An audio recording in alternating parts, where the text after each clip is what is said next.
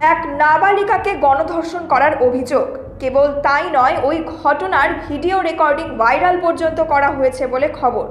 ডুয়ার্সের মেটেলি থানা এলাকার একটি চা বাগানে ঘটে যাওয়া এই ঘটনাকে কেন্দ্র করে চাঞ্চল্য ছড়িয়েছে। এদিকে নাবালিকার পরিবারের পক্ষ থেকে মেটেলি থানায় করা লিখিত অভিযোগের ভিত্তিতে পুলিশ জলপাইগুড়ি এবং আলিপুরদুয়ার জেলার বিভিন্ন জায়গায় অভিযান চালিয়ে মোট 7 জনকে গ্রেফতার করেছে। অভিযুক্তদের মধ্যে আশ্চর্যজনকভাবে 4 জন নাবালক, বাকি 3 জন সাবালক বলে পুলিশ সূত্রে খবর। মঙ্গলবার অভিযুক্ত 4 নাবালককে জলপাইগুড়ি জুভেনাইল জাস্টিস কোর্টে নিয়ে আসা হয়। অন্যদিকে সাবালক 3 জনকে মালবাজার মহকুমা আদালতে তোলা হয়েছে। জানা গিয়েছে গত 10ই জুলাই ঘটনাটি ঘটে। তবে গতকাল ওই ঘটনার ভিডিও ভাইরাল হওয়ার পরই প্রকাশ্যে আসে বিষয়টি। এরপরই পরিবারের পক্ষ থেকে থানায় লিখিত অভিযোগ দায়ের করা হয় নাবালিকার।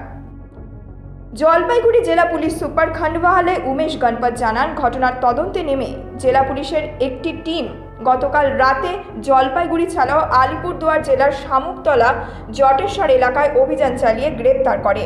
অভিযুক্তদের আদালতে তোলা হয়েছে। অন্যদিকে মালবাজার আদালতের পক্সো কোর্টের সরকারি আইনজীবী অপূর্ব ঘোষ জানান, সাবালক 3 জনকে আদালতে নিয়ে আসা হয়েছিল। এদের মধ্যে 2 জনকে 5 দিনের পুলিশি হেফাজত এবং অপরজনকে 14 দিনের জেল হেফাজতে রাখার নির্দেশ দিয়েছেন বিচারক। গতকাল একটি মেটেলি থানাতে এফআইআর হয়েছিল। সেই এফআইআরের ভিত্তিতে পুলিশ আজকে মালবাজার কোর্টের 3 জনকে প্রডিউস করেছে। আর পুলিশ তাদের মধ্যে 2 জনকে রিমান্ডে চেয়েছে। রানের কোর্ট আজকে তাদের 5 দিনের রিমান্ড অ্যালাউ করলেন 2 জনকে।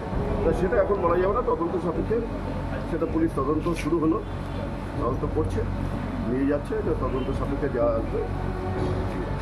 জলপাইগুড়ি থেকে দিব্যেন্দু সিনহার রিপোর্ট, নিউজ মেট্রো।